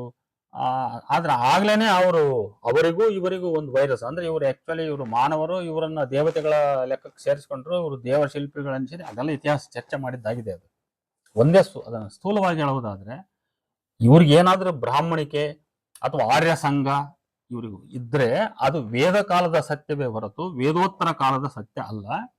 ಅದಾಗಲೇ ಕಳಚಿಕೊಂಡು ಹೋಗಿದೆ. ಅದನ್ನು ಅವರು ಕಳ್ಕೊಂಡಿದ್ದಾರೆ. ಅದರಲ್ಲಿ ಈ ಜನಸಮುದಾಯ ನಂಬಿದ ವಿಶ್ವಕರ್ಮ ತ್ವಷ್ಟಾರ ರಘು ಇತಿಹಾಸ ವೇದ ಕಾಲಕ್ಕೆ ಅದು ನಾಶವಾಗಿ ವೇದೋತ್ತರ ಮತ್ತು ಚಾರಿತ್ರಿಕ ಯುಗಗಳಲ್ಲಿ ಅವರು ಕರಕುಶಲ ವೃತ್ತಿಯವರಾಗಿ ಗ್ರಾಮಗಳಲ್ಲಿ ಆಯಗಾರರಾಗಿ ಜೀವಿಸಿರುವುದು ವಾಸ್ತವ. ಇದು ಚರಿತ್ರೆ. ಇದು ಚಾರಿತ್ರಿಕ ಗ್ರಂಥಗಳು ಕೂಡ ಹೇಳ್ತವೆ, ಶಾಸನಗಳು ಕೂಡ ಹೇಳ್ತವೆ. ಚರಿತ್ರೆ ಬರೆದ್ರು ಶಾಸನಗಳನ್ನು ಬಿಟ್ಟು ಹೇಳಿಲ್ಲ. ಇವ್ರಿಗೆ ಹಿಂಗೆ ಹೇಳಿದ ತಕ್ಷಣ ಶಾಸನಗಳ ಮೇಲೆ ನಂಬಿಕೆ ಇಲ್ಲ ಇವ್ರಿಗೆ. ಶಾಸನ ಏನು ಶುದ್ಧ? ಒಟ್ಟು ಇವ್ರಿಗೆ ಅಪೋಸಿಟ್ ಯಾವ್ದಾರು ಹೇಳಿದ್ರೆ ಅದು ಯಾವ್ದು ಶುದ್ಧ ಅಲ್ಲ. ಎಲ್ಲರೂ ವಿಶ್ವಕರ್ಮರು, ಬ್ರಾಹ್ಮಣರು, ಬಸವಣ್ಣ ವಿಶ್ವಕರ್ಮ ಹಿಂಗೆ ಹೇಳ್ಕೊಂತ ಹೋದ್ರೆ ಅದೆಲ್ಲ ಸತ್ಯ ಅನ್ನೋ ರೀತಿಯಲ್ಲಿ ಇಂಥ ಒಂದು ಮನೋಧರ್ಮವನ್ನು ಬೆಳೆಸಿಕೊಂಡು ಇವ್ರು ಇತಿಹಾಸ ನೋಡ್ತಕ್ಕಂಥವ್ರು ಅವರು. ಅದರಿಂದ ಇವರ ಅಪ್ರತಿಮ ಸೇವೆಯನ್ನ ಈ ಭಾರತೀಯ ವ್ಯವಸ್ಥೆ ದುಡಿಸಿಕೊಂಡಿದ್ದ ಹೊರತು ನನಗೆ ಅದ್ರ ಬಗ್ಗೆ ಒಂದು ಕನ್ಸರ್ನ್ ಇದೆ ನನಗೆ. ಇವರು ಬಹಳ ಬುದ್ಧಿವಂತರು, ಮೇಧಾವಿಗಳು. ವೇದ ಕಾಲದಿಂದಲೂ ಕೂಡ ಇವರು ಅಪ್ರತಿಮ ಕರಕುಶಲ ವಿಚಾರದಲ್ಲಿ ಬಹಳ ಜ್ಞಾನಿಗಳು ಇವರು. ಭಾರತದ ಶಿಲ್ಪಕಲೆಯಲ್ಲಿ ಇವ್ರದ್ದು ಅದ್ಭುತವಾದ ಶ್ರಮ ಇದೆ. ಆದರೆ ಈ ದೇಶದ ವ್ಯವಸ್ಥೆ ಅವರನ್ನು ದುಡಿಸ್ಕೊಂಡಿತು. ಆದರೆ ಅವರ ಪರಿಶ್ರಮಕ್ಕೆ ತಕ್ಕ ಪ್ರತಿಫಲ ನೀಡದೆ ಶೋಷಿಸಿದ ಅದು. ಈಗ ಚಾವುಂಡರಾಯ ದೊಡ್ಡ ಬಾಹುಬಲಿ ಕೆತ್ತಿಸಿದ, ಆದ್ರೆ ಬಾಹುಬಲಿ ಕೆತ್ತಲಿಕ್ಕೆ ಎಷ್ಟು ವಿಶ್ವಕರ್ಮರ ಶ್ರಮ ಜೀವ ತೇದೋಗಿದೆ, ಆದ್ರೆ ಅವ್ರ ಹೆಸರಲ್ಲಿ ಉಳಿಲಿಲ್ಲ. ಅವ್ರಿಗೆ ಏನ್ ಸಂಭಾವನೆ ಕೊಟ್ಟರು ಗೊತ್ತಿಲ್ಲ. ಅದೇ ತರ ಬೇಲೂರು, ಹಳೇಬೀಡು, ಇವೆಲ್ಲವೂ ಎಷ್ಟು ಅವ್ರ ಶ್ರಮ ಇರಬಹುದು ಅಂತ ನಾವು ವಿಚಾರ ಮಾಡಬಹುದಲ್ಲಿ. ಆದರೆ ಇದನ್ನೆಲ್ಲ ಮರೆತಂತೆ ತೋರುವ ಈ ಸಮುದಾಯ ಬ್ರಾಹ್ಮಣ ಶ್ರೇಷ್ಠತೆಯ ವ್ಯಸನಕ್ಕೆ ಬಿದ್ದು ಬಹುಶಃ ಕಳೆದ 2-3 ಶತಮಾನಗಳಿಂದಲೂ ಈ ಹೋರಾಟ ವಾದವನ್ನ ಹಸಿಯಾಗಿಟ್ಟುಕೊಂಡೇ ಬಂದಿದೆ. ಅವರು ಸಂಘಟಿತರಾಗಿ ತಾವು ಬ್ರಾಹ್ಮಣರು ಮಾತ್ರವಲ್ಲ, ಅವರಿಗೂ ಮಿಗಿಲು ಎಂದೇ ಘೋಷಿಸಿಕೊಂಡಿರುವುದು ಗುಟ್ಟೇನಲ್ಲ. ಹೀಗಾಗಿ ಈ ವಾದ ಗಟ್ಟಿಗೊಳಿಸಿಕೊಳ್ಳಲು ಸಪ್ತಾರ್ಷೇಯ, ಪಂಚಾರ್ಷೇಯ ಚರಿತೆಗೆ ಗಂಟು ಬಿದ್ದು ವಿಶ್ವಕರ್ಮನಿಂದ ಮನುಮಾಯ, ತ್ವಷ್ಟ್ರ, ಶಿಲ್ಪಿ ಮುಂತಾಗಿ 5 ಕುಲಮೂಲ ಕಸಬು ಮೂಲ ಪುರುಷರನ್ನು ಸೃಷ್ಟಿಸಿಕೊಂಡು ಕೆಲವೊಮ್ಮೆ ಇವರನ್ನು ಆಘೋರ ತತ್ಪುರುಷ ಮುಂತಾಗಿ ಶಿವನ 5 ಮುಖಗಳೊಂದಿಗೆ ಕಲಬೆರಕೆ ಮಾಡಿ ತನ್ನ ಪೌರಾಣಿಕ ಪ್ರಾಚೀನತೆಯ ಬೇರುಗಳನ್ನು ತೋರಿಸುವ ಪ್ರಯತ್ನ ಮಾಡುವಲ್ಲಿ ಹಲವಾರು ಅಸಂಗತಗಳನ್ನ, ಆಭಾಸಗಳನ್ನ ಸೃಷ್ಟಿಸಿಕೊಂಡಿದೆ ಮಾತ್ರವಲ್ಲ, ಇಡೀ ವಿಶ್ವವೇ ವಿಶ್ವಕರ್ಮನಿಂದ ಸೃಷ್ಟಿಯಾಗಿದೆ. ವಿಶ್ವದ ಎಲ್ಲಾ ದೇವರು ಧರ್ಮಗಳಿಗೂ ಈ ವಿಶ್ವಕರ್ಮನೇ ಮೂಲ. ರಾವಣ, ಬುದ್ಧ, ಶಂಕರ, ಬಸವ ಇವರೆಲ್ಲಾ ವಿಶ್ವಕರ್ಮರು ಎಂಬ ವಿಚಿತ್ರವಾದವನ್ನ ಇದು ಮಂಡಿಸತೊಡಗಿದೆ. ಆದರೆ ಅದು ಈ ಪ್ರಯತ್ನದಲ್ಲಿ ಸಫಲವಾಗಿದೆ ಅಂತ ನನ್ನ ಪ್ರಶ್ನೆ. ಇವರ ವಾದ ಪ್ರಯತ್ನಕ್ಕೆ ಸೂಕ್ತ ಪ್ರಮಾಣಗಳಿಲ್ಲದೆಯೋ ಅದು ಇದು ಎಲ್ಲದೂ ತನ್ನದೇ ಎಂದು ವಾದಿಸುವುದು ಒಂದು ರೀತಿ ವಿಚಿತ್ರವೆನಿಸಿದೆ. ಇದು ಬರೀ ಕರ್ನಾಟಕಕ್ಕೆ ಮೀಸಲಾದ ವಿದ್ಯಮಾನ ಅಲ್ಲ. ತಮಿಳುನಾಡು, ಆಂಧ್ರ ಇಲ್ಲೆಲ್ಲ ಕಡೆ ಇರುವಂತಹ ಈ ಜನ ಈ ಕೆಲಸವನ್ನ ಮಾಡ್ತಾ ಇದ್ದಾರೆ. ನಾನು ಆಂಗ್ಲ ಪುಸ್ತಕಗಳನ್ನು ಓದಿ ಈ ವಿಚಾರವನ್ನು ಹೇಳ್ತಾ ಇದ್ದೇನೆ. ಬುದ್ಧ, ಶಂಕರಾಚಾರ್ಯ ಹೇಗೆ ವಿಶ್ವಕರ್ಮ ಸಮುದಾಯದವರೆನ್ನಿಸಿಕೊಳ್ಳಲಿಕ್ಕೆ ಸಾಧ್ಯ ಇಲ್ಲವೋ ಹಾಗೆಯೇ ಬಸವಣ್ಣನು ಕೂಡ ವಿಶ್ವಕರ್ಮ ಅಂತ ಅನಿಸಿಕೊಳ್ಳಲಿಕ್ಕೆ ಸಾಧ್ಯ ಇಲ್ಲ. ಈ ಬಗ್ಗೆ ವಿಶ್ವಕರ್ಮ ಬ್ರಾಹ್ಮಣವಾದಿಗಳ ವಾದ ಅತಿ ಕಾಲ್ಪನಿಕ, ಕೃತ್ರಿಮ ಎಂಬುದು ನನ್ನ ಸ್ಪಷ್ಟವಾದ ನಿರ್ಣಯ. ದೇವರಾಜ ಮೂರ್ಜಾವಿ ಸಮೀಕರಣ ತಳಬುಡ ಇಲ್ಲದ್ದು. ಕಮ್ಮೆಯ ಬ್ರಾಹ್ಮಣರು ವಿಶ್ವಕರ್ಮರಲ್ಲ, ವಾಜಿ ಕುಲದವರು ವಿಶ್ವಕರ್ಮರಲ್ಲ, ಕಾಳಾಮುಖಾದಿ ಶೈವ ಪಂಥಗಳು ವಿಶ್ವಕರ್ಮ ಮೂಲದವಲ್ಲ. ಅವರಲ್ಲಿ ಕೆಲವರು ವಿಶ್ವಕರ್ಮ ಇರಬಹುದು, ಆದರೆ ಅಖಂಡವಾಗಿ ಈ ಶೈವ ಪಂಥ ಪರಂಪರೆ ಏನಿದೆ ಅದು ವಿಶ್ವಕರ್ಮ ಪಂಥ ಪರಂಪರೆ ಅಲ್ಲ. ಆದ್ರೆ ಹಂಗ್ ವಾದ ಮಾಡ್ತಾ ಇದ್ದಾರೆ ಇವರು. ಈ ಮೂಲಕ ನಾನು ವಿಶ್ವಕರ್ಮ ಬ್ರಾಹ್ಮಣ ವಾದಿಗಳಿಗೆ ಹಾಕ್ತಕ್ಕಂಥ ಕೆಲವು ಪ್ರಶ್ನೆಗಳಿದಾವೆ. ಈ ರೀತಿ ಸ್ಮಾರ್ಥ ಬ್ರಾಹ್ಮಣರಿಗೂ ವಿಶ್ವಕರ್ಮ ಬ್ರಾಹ್ಮಣರಿಗೂ ವ್ಯತ್ಯಾಸವಿಲ್ಲ ಅಂತ ಈಗ ಉದಾಹರಣೆ ಸಿದ್ದರಾಮ ಪಟ್ಟಣ ಶೆಟ್ಟಿ ಅಂತಕ್ಕಂಥವ್ರು ಅವ್ರು ವಾದ ಮಾಡ್ತಾರೆ. ಅವ್ರ ಹಿಂದೆ ಇವ್ರದ್ದು ವಾದ ಇದೆ. ಅದು ಆಯ್ತು. ಈ ರೀತಿ ನೀವು ವಾದ ಮಾಡ್ತಾ ಇದ್ದೀರಲ್ಲ, ತಮಗೂ ಸ್ಮಾರ್ತರಿಗೂ ಪ್ರಾಚೀನ ಸಂಬಂಧವಿದ್ದಿದ್ದರೆ ತಾವು ಒಂದೊಮ್ಮೆ ಸ್ಮಾರ್ತರೊಂದಿಗೆ ರಕ್ತ ಸಂಬಂಧ ಹೊಂದಿದ ಸ್ಮೃತಿ ಇವತ್ತು ಆರಾಧ್ಯ ಬ್ರಾಹ್ಮಣರಿಗೆ ಇದೆ. ಅದರ ಚರಿತ್ರೆಯನ್ನ ನಮ್ಮ ಡಾಕ್ಟರ್ ಚಿದಾನಂದ ಮೂರ್ತಿ ಅವರು ಅವರ ಪುಸ್ತಕದಲ್ಲಿ ಬರೆದಿದ್ದಾರೆ. ಸ್ಮಾರ್ತ ಮೂಲದಿಂದ ಬಂದವರು ಆರಾಧ್ಯ ಬ್ರಾಹ್ಮಣರು, ಇವ್ರಿಗೆ ಕೆಲವೊಮ್ಮೆ ಸಂಬಂಧ ಹಿಂದಿದ್ವು, ಆಮೇಲೆ ಕಡಿದೋದ್ವು ಅಂತ. ಇವರು ಲಿಂಗಾಯತರ ಭಾಗ ಆದ್ರು, ಲಿಂಗಾಯತರಿಗೆ ಗುರುಗಳಾದ್ರು ಅಂತ ಹೇಳ್ತಾರೆ ಅವರು. ಆ ರೀತಿ ಆರಾಧ್ಯ ಬ್ರಾಹ್ಮಣರ ಚರಿತ್ರೆಯಲ್ಲಿರುವಂತಹ ಸ್ಮೃತಿ ವಿಶ್ವಕರ್ಮ ಬ್ರಾಹ್ಮಣರಲ್ಲಿ ಇದೆಯಾ? ಸ್ಮಾರ್ತರು ನೀವು ಅಭಿನ್ನ ಅನ್ನೋದಾದ್ರೆ ಎಷ್ಟು ಕಾಲದವರೆಗೆ, ಎಷ್ಟು ಶತಮಾನದವರೆಗೆ ನೀವು ಅವರು ರಕ್ತ ಸಂಬಂಧ, ಲಗ್ನ ಸಂಬಂಧಗಳನ್ನ ಮಾಡಿಸಿಕೊಂಡು ಒಂದು ಒಡನಾಟವನ್ನು ಇಟ್ಕೊಂಡು ಬಂದು ಆಮೇಲೆ ಬೇರೆ ಆದ್ರಿ ನೀವು. ಅವ್ರ ಊರಿನ ಶಾನ್ಭೋಗರಾದ್ರು, ವೇದ ಓದರಾದ್ರು, ನೀವು ಹುಳಿ ಬಾಚಿ ಇತ್ಯಾದಿ ಇಟ್ಕೊಂಡು ಕರಕುಶಲ ಕರ್ಮ ಮಾಡ್ತಕ್ಕಂಥವ್ರಾದ್ರಿ, ಪಂಚಾಳರಾದ್ರಿ, ಬಂಗಾರದ ಕೆಲಸ ಮಾಡ್ತಕ್ಕಂಥವ್ರಾದ್ರಿ. ಯಾಕ ನಿಮ್ಗೂ ಅವ್ರಿಗೂ ವೃತ್ತಿ ಭೇದ ಯಾವಾಗಿಂದ ಉಂಟಾಯ್ತು? ಇದು ನಾವು ಶಾಸನ ನೋಡೋ ಪ್ರಕಾರ 8-10ನೇ ಶತಮಾನದಿಂದನೂ ಕೂಡ ನೀವು ಈ ವೃತ್ತಿಯಲ್ಲಿ ಮಾಡ್ತಾ ಬಂದಿದ್ದೀರಿ, ಗುಡಿಗಳನ್ನ ನಿರ್ಮಾಣ ಮಾಡಿದಿರಿ. ಎಲ್ಲೂ ಕಾಣ್ತಾ ಇಲ್ವಲ್ಲ? ಇದ್ರ ಬಗ್ಗೆ ನಿಮ್ಮ ಉತ್ತರವೇನು? ಆಮೇಲೆ ಬಸವಣ್ಣ ವಿಶ್ವಕರ್ಮ ಬ್ರಾಹ್ಮಣ ಎಂದು ಈಗ ಕಳೆದ 1-2 ದಶಕಗಳಿಂದ ನೀವು ಕೂಗಿ ಎಬ್ಬಿಸ್ತಾ ಇದ್ದೀರಿ. ಬಸವಣ್ಣನ ಕಾಲದಿಂದಲೇ ಅದೆಷ್ಟು ಸಾಮೂಹಿಕವಾಗಿ ಈ ಶರಣ ಪರಂಪರೆಯ ಭಾಗ ಆಗಿದ್ದೀರಿ ನೀವು ವಿಶ್ವಕರ್ಮರು. ಬಸವಣ್ಣನ ಕಾಲಕ್ಕೆ ಬಸವಣ್ಣ ವಿಶ್ವಕರ್ಮ ಅಂತ ನಿಮ್ಗೆ ಗೊತ್ತಿತ್ತು ತಾನೆ? ಅದು ಬಸವಣ್ಣ ಲಿಂಗಾಯತರ ಗುರುವಾದ, ವೀರಶೈವ ಪರಂಪರೆಯ ಅಥವಾ ಲಿಂಗಾಯತ ಶರಣ ಪರಂಪರೆಯ ಒಂದು ಚಳುವಳಿಯ ನಾಯಕನಾಗಿದ್ದ. ಆ ಚಳುವಳಿಯ ಭಾಗದಲ್ಲಿ ನೀವು ನಮ್ಮವನ ನಾಯಕನಾಗಿದ್ದಾನೆ ಅಂತ ಹೇಳಿ ಬಹಳ ಸಿಂಹಪಾಲು ಶರಣ ಪರಂಪರೆಗೆ ಬಂದಿದ್ರೆ ಇವತ್ತು ಯಾವ ವಿಶ್ವಕರ್ಮದ ಜಾತಿನೇ ಇರ್ತಿದ್ದಲ್ಲ, ಅದೆಲ್ಲ ಲಿಂಗಾಯತ ಆಗಿ ಹೋಗಿರೋದು ಅಥವಾ ವೀರಶೈವ ಆಗಿ ಹೋಗಿರ್ತಿತ್ತು. ಅದು ಇವತ್ತು ಅಕಸ್ಮಾತ್ ಅದೇ ನಿಜ ಆಗಿದ್ದಿದ್ರೆ ಲಿಂಗಾಯತ ಬಡಗೇರ್ ಅನ್ನೋದು ಒಂದು ಜಾತಿ ಹುಟ್ಟೋದು, ಲಿಂಗಾಯತ ಅಕ್ಕಸಾಲಿಗಳಂತ ಒಂದು ಜಾತಿ ಹುಟ್ಟೋದು, ಲಿಂಗಾಯತ ಕಲ್ಲು ಕುಟಿಗೆ ಅನ್ನೋದೊಂದು ಜಾತಿ ಹುಟ್ಟೋದು, ಲಿಂಗಾಯತ ಹಡಪದವರು, ಲಿಂಗಾಯತ ಕುಂಬಾರರು, ಲಿಂಗಾಯತ ಹೂಗಾರರು ಯಾವ ರೀತಿ ಇದ್ದಾರೋ ಆ ರೀತಿ ಎಲ್ಲ ವಿಶ್ವಕರ್ಮರ 5 ಜಾತಿಗಳೇನದಾವೆ ಅವೆಲ್ಲವೂ ಲಿಂಗಾಯತೀಕರಣಕ್ಕೆ ಒಳಗಾಗಿದ್ದೇನೆ ನಿಜವಾಗಿದ್ರೆ. ಯಾಕಂದ್ರೆ ನೀವು ಬಸವಣ್ಣನ ಚಳವಳಿಯಲ್ಲಿ ಪಾಲುದಾರರಾಗಿದ್ರೆ, ಲಿಂಗಾಯತ ಪರಂಪರೆಯ ಹೋರಾಟದ ಭಾಗವೇ ಆಗಿದ್ದು ನಿಜವಾಗಿದ್ರೆ, ನಿಮ್ಮ ವಿಶ್ವಕರ್ಮ ಕುಲ ಅಥವಾ ಇವತ್ತೇನು ಅದರ ಐಡೆಂಟಿಟಿ ಏನಿದೆಯಲ್ಲ ಅದು ಉಳಿತಿರ್ಲಿಲ್ಲ. ಆಮೇಲೆ ನೀವೆಲ್ಲರೂ ಆ ಕಸಬನ್ನೇ ಬಿಟ್ಟು ವ್ಯವಸಾಯ ಮಾಡ್ತಿದ್ರಿ, ಹೆಚ್ಚು ಕಡಿಮೆ ಬೇರೆ ಉದ್ಯೋಗಗಳನ್ನು ಮಾಡ್ತಿದ್ರಿ. ಇದು ಯಾಕೆ ಆಗ್ಲಿಲ್ಲ? ಇದಕ್ಕೆ ತಮ್ಮ ಉತ್ತರವೇನು ಅಂತ ನಾನು ಕೇಳ್ತಾ ಇದ್ದೀನಿ. ಆಮೇಲೆ ನೋಡಿ, ಇವತ್ತು ಕೂಡ ನೀವು ಸಾವಿರಾರು ವರ್ಷಗಳಿಂದಲೂ ಆರ್ಯ ವೈದಿಕ ಕ್ಷತ್ರಿಯರಿಂದ ಶೋಷಣೆಗೆ ಒಳಗಾಗಿಯೂ ಕೂಡ ತಾವು ಆರ್ಯರೆಂದೇ ಭಾವಿಸಿ ವೈದಿಕ ಕುಲಾಚಾರಗಳನ್ನು ಅನುಸರಿಸುತ್ತಾ ಬಂದಿರುವ, ಈಗಲೂ ಹಾಗೆಯೇ ಮುಂದುವರೆದಿರುವ ನಿಮಗೆ ವೈದಿಕ ವಿರೋಧಿ ಶರಣ ಪರಂಪರೆ ಹೆಂಗ್ ಹೋಗ್ತದೆ? ನಿಮಗೆ ಬಸವಣ್ಣ ಪಕ್ಕ ವೈದಿಕ ವಿರೋಧಿ ಅಲ್ಲ, ಇದು ಹೆಂಗ್ ಹೋಗ್ತತಿ? ಅವತ್ತು ನಿಮಗೆ ಹಾವಿನಾಳ ಕಲ್ಲಯ್ಯನಂತವ್ರು ನಿಮ್ಗೆ ಯಾಕೆ ಪ್ರೇರಣೆ ಆಗಲಿಲ್ಲ? ಈ ಪ್ರಶ್ನೆಗಳಿಗೆ ನಿಮ್ಮ ಒಂದು ಆತ್ಮಾವಲೋಕನದ ಪ್ರಶ್ನೆ ಅಂತ ಹಾಕೊಳ್ಳಿ. ನೀವು ಲಿಂಗಧಾರಿಗಳೇ, ಪ್ರಮುಖವಾಗಿ ಲಿಂಗ ಪೂಜಕರೇ, ಎಷ್ಟು ಶತಮಾನಗಳಿಂದ ತಾವು ಕಾಳಿ ಭಕ್ತರೋ ಶಿವಭಕ್ತರೋ? ಪಾಶುಪತ, ಕಾಳಾಮುಖ, ಶೈವ ಪಂಥಗಳಲ್ಲಿ ಅಲ್ಪ ಜನ ವಿಶ್ವಕರ್ಮ ಮೂಲದವ್ರು ಇರಬಹುದು. ಅದನ್ನು ಕೂಡ ಶೋಧಿಸೋದು ತುಂಬಾ ಕಷ್ಟ. ಈ ಅಲ್ಪವನ್ನೇ ತೆರೆದು ತೋರಿಸ್ತಕ್ಕಂಥದ್ದು ಕಷ್ಟ ಇರುವಾಗ ಇಡೀ ಶೈವ ಪಂಥವೇ ನಮ್ದು ಅಂತ ಹೇಳ್ತಿರಲ್ಲ, ಇದನ್ನು ಹೇಗೆ ಸಾಧಿಸಿ ತೋರಿಸ್ತೀರಿ? ಯಾವ ಲಕುಲೀಶ, ಯಾವ ವಾಮಶಕ್ತಿ, ಯಾವ ಇನ್ನೊಬ್ಬ ಪರ್ವತೇಶ್ವರ, ಅಗಸ್ತ್ಯ ಪರ್ವತೇಶ್ವರ, ಪರ್ವತದ ಅಗಸ್ತ್ಯೇಶ್ವರ ಅಂತ ಇಂಥವೆಲ್ಲ ಬರ್ತವೆ. ಅದರಲ್ಲಿ ಯಾರು ನಿಮ್ಮ ವಿಶ್ವಕರ್ಮ ಪರಂಪರೆಗೆ ಸಂಬಂಧಪಟ್ಟ ತೋರಿಸ್ತೀರಿ? ಹೇಗೆ ತೋರಿಸ್ತೀರಿ? ಅಥವಾ ತೋರ್ಸಕ್ಕೆ ಯಾಕೆ ಆಗ್ಲಿಲ್ಲ ನಿಮಗೆ? ಆದ್ರಿಂದ ನೋಡಿ, ಲಿಂಗಧಾರಿಗಳಾಗಿ ಲಿಂಗಭಕ್ತರಾಗಿ ಅಕಸ್ಮಾತ್ ನೀವು ಪಾಶುಪತ ಕಾಳಾಮುಖರೇ ನೀವಾಗಿದ್ದಿದ್ರೆ ಇವತ್ತೆಲ್ಲ ವೀರಶೈವ ಲಿಂಗಾಯತ ಪರಂಪರೆಯ ಗುರುಗಳಾಗಿರ್ತಿದ್ದಾರೆ, ನೀವು ಲಿಂಗಭಕ್ತರಾಗಿರ್ತಿದ್ರಿ. ಅದು ಯಾಕೆ ಆಗ್ಲಿಲ್ಲ? ಶಿವದಾರ ಬಿಟ್ಟು ಜನಿವಾರ, ಯಾಜ್ಞಿಕ ಕರ್ಮ ಇವನ್ನೇಕೆ ನೀವು ಪಾಲಿಸ್ಕೊಂತ ಬಂದ್ರಿ? ಈಗಿನ ಪಂಚಪೀಠಗಳು, ವಿರಕ್ತ ಮಠಗಳು, ಇತರೆ ಸಾಧು ಸಿದ್ಧ ಮಠಗಳು ವಿಶ್ವಕರ್ಮ ಮಠಗಳೇ ಆಗಿರ್ಬೇಕಾಗಿತ್ತಲ್ಲ. ಅಲ್ಲೆಲ್ಲ ನಿಮ್ಮವರೇ ಜಗದ್ಗುರುಗಳು ಆಗಿರ್ಬೇಕಾಗಿತ್ತಲ್ಲ. ನೀವು ಹೇಳ್ತಿರಲ್ಲ ಸ್ಪಷ್ಟವಾಗಿ, ನಿಮ್ಮ ಪಂಡಿತ ವಾದ ಮಾಡ್ತಾ ಇದ್ರೆ ಏನಂದ್ರೆ, ಜಗದ್ಗುರು ಎನ್ನುವ ಪದಕ್ಕೆ ವಿಶ್ವಕರ್ಮರೇ ಅರ್ಹರು ಅಂತ ಹೇಳ್ತಾರಲ್ಲ. ಸರಿ, ಈ ಎಲ್ಲ ಪೀಠ ಪರಂಪರೆಗಳಿಗೆ ನೀವೇ ಜಗದ್ಗುರುಗಳು ಆಗಿರ್ಬೇಕಾಗಿತ್ತು, ಮತ್ತೆ ಯಾಕಾಗಲಿಲ್ಲ? ಇದಕ್ಕೆ ತಮ್ಮ ಉತ್ತರವೇನು? ರಾವಣ ವಿಶ್ವಕರ್ಮ, ಬುದ್ಧನು ವಿಶ್ವಕರ್ಮ, ಶಂಕರರು ವಿಶ್ವಕರ್ಮ, ಈಗ ಬಸವಣ್ಣನು ವಿಶ್ವಕರ್ಮ. ಒಟ್ಟು ಜಗತ್ತನ್ನು ಸೃಷ್ಟಿಸಿದ್ದೇ ವಿಶ್ವಕರ್ಮ. ನಿಮ್ಮ ಪ್ರಕಾರ ಈ ವಿಶ್ವಕರ್ಮ 5 ವೃತ್ತಿಯ ವಿಶ್ವಕರ್ಮ ಆಗಿರುವುದರಿಂದ, ವಿಶ್ವಕರ್ಮ ಇವನು 5 ವೃತ್ತಿಯ ವಿಶ್ವಕರ್ಮ, ಮನುಮಾಯ ಇತ್ಯಾದಿ 5 ಮಂದಿ ಸೃಷ್ಟಿಸಿದ 5 ಮಂದಿಯಿಂದ 5 ಕುಲ, 5 ವೃತ್ತಿಗಳು, ಮುಂದೆ ಆ ಒಂದು ಜನಸಂಕುಲ ಬೆಳೀತು ಅಂತ ಹೇಳ್ತಿರಲ್ಲ. ಅದರಿಂದ ಈ ಜಗತ್ತು ಆ 5 ವೃತ್ತಿಗಳನ್ನು ಮೀರಿ ಅದರ ಆಚೆಗೆ ತನ್ನ ಜನಕುಲ ಸಂಸ್ಕೃತಿಗಳನ್ನು ಬೆಳೆಸಿದೆಯಲ್ಲ. ಇದಕ್ಕೆ ತಮ್ಮ ಉತ್ತರವೇನು?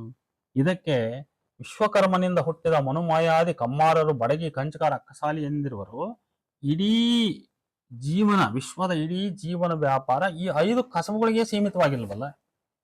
ಈ 5 ಕಸಬುಗಳನ್ನು ಮೀರಿ ಅದು ವೈವಿಧ್ಯಮಯವಾಗಿ ಕೋಟ್ಯಾಂತರ ಜೀವನದ ವೈವಿಧ್ಯತೆಯನ್ನು ಅದು ಬೆಳೆಸ್ಕೊಂಡು ಬೆಳೆದಿದೆ. ಅದನ್ನ ಇಡೀ ವಿಶ್ವನೇ ನಮ್ಮದು, ಎಲ್ಲ ಜೈನ, ಆಮೇಲೆ ಬೌದ್ಧ, ಇಸ್ಲಾಂ, ಆಮೇಲೆ ಕ್ರಿಶ್ಚಿಯನ್, ಯಾವ ಮತಗಳು ಜಗತ್ತಿನಲ್ಲಿ ಇರ್ತಾನೆ ಇರಲಿಲ್ಲ. ಇಡೀ ಜಗತ್ತೇ ವಿಶ್ವಕರ್ಮ ಮತ ಆಗಿರ್ತಿತ್ತು, ವಿಶ್ವಕರ್ಮ ಧರ್ಮ ಒಂದೇ ಆಗಿರ್ತಿತ್ತು, ಅಸ್ತಿತ್ವದಲ್ಲಿ ಇರ್ತಿತ್ತು. ಅದರಿಂದ ವಿಶ್ವವನ್ನು ಸೃಷ್ಟಿಸಿದವನು ವಿಶ್ವಕರ್ಮ, ಎಲ್ಲ ಜಗತ್ತಿನ ಜನವೆಲ್ಲವೂ ವಿಶ್ವಕರ್ಮ ಪರಂಪರೆದು, ಜಗತ್ತಿನ ಎಲ್ಲ ಧರ್ಮಗಳು ವಿಶ್ವಕರ್ಮ. ಮತ್ತೆ ಈ ರೀತಿ ನೀವು ವಾದ ಮಾಡಿದ್ದು ನಿಮ್ಮದೇ ವಾದ ನಿಜ ಅನ್ನೋದಾದ್ರೆ ಸ್ವಲ್ಪ ಪ್ರಾಕ್ಟಿಕಲಿ ಜಗತ್ತನ್ನ ನೋಡ್ರಿ. ಬೌದ್ಧ ಧರ್ಮ ಯಾಕಿದೆ? ಕ್ರಿಶ್ಚಿಯನ್ ಧರ್ಮ ಯಾಕಿದೆ? ಇಸ್ಲಾಂ ಧರ್ಮ ಯಾಕಿದೆ? ಇನ್ನು ಬೇರೆ ಪಾರ್ಸಿ ಬೇರೆ ಬೇರೆ ಧರ್ಮಗಳೆಲ್ಲ ಯಾಕೋ ಇದಾವೆ? ಭಾರತದಲ್ಲಿ ಎಷ್ಟೊಂದು ವೈವಿಧ್ಯತೆ ಇದೆ. ಆ ವಿಶ್ವಕರ್ಮರ ಮೂಲವೇ ಇರ್ತಕ್ಕಂಥದ್ದು ಭಾರತದಲ್ಲೇ ಎಷ್ಟೊಂದು ವೈವಿಧ್ಯತೆ ಇದೆ. ಎಲ್ಲರನ್ನ ವಿಶ್ವಕರ್ಮ ಅಂತ ಅನ್ನೋಕೆ ಸಾಧ್ಯವೇ?